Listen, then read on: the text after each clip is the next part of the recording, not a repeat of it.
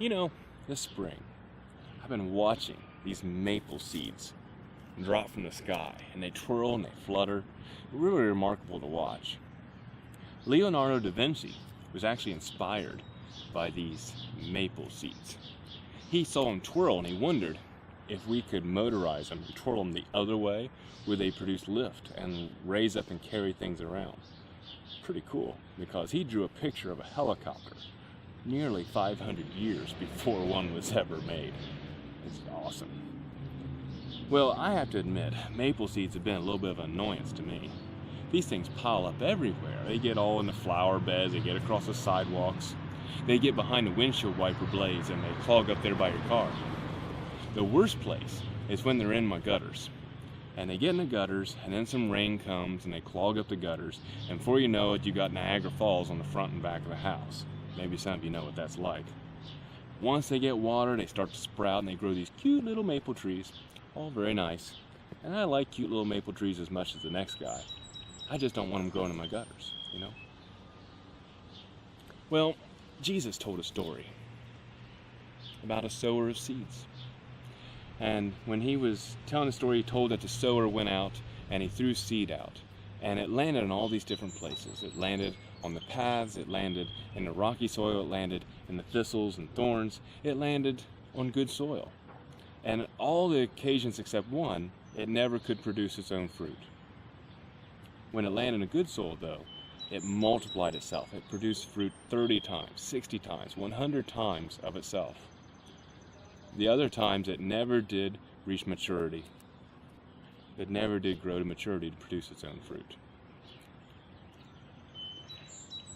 This was a story about faith, and the soil was about the condition of our hearts. In the soil of the path, our hearts don't understand it. And so the wind, the birds can come and take the seed away that's being attempted to be planted. In the rocky soil, it's those of us who receive it, and they receive it joyfully, but then when the hard times come, it goes away. And then in the places of the thorns, it's where it has a chance to start to take root, start to grow, but then the worries and fears and ambitions of this world choke it out, and it never gets to grow to maturity. And it's only in the good soil that it can produce the multiplication of fruit. And I believe that that's about soil that's being cultivated and prepared.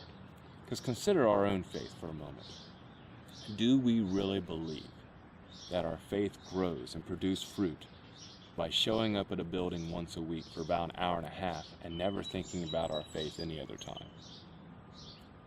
I don't think that it can work that way.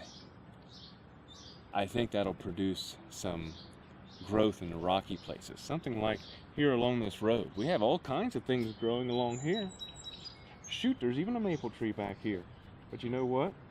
All I have to do is scrape my finger, and there's the maple tree. There's its roots. It's exposed. It never had a chance. It sprouted, looks all lovely, has good root, but it had nowhere for the root to go. It will never produce fruit. Never.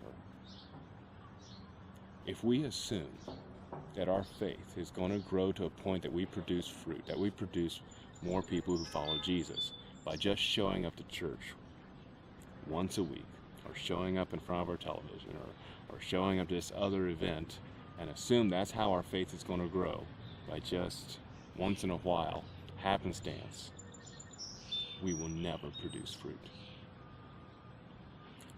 For this tree to produce fruit, it needs cultivated soil. It needs soil that's been prepared for it. We have to prepare our hearts to be the good soil for the seed that God is always showering upon us.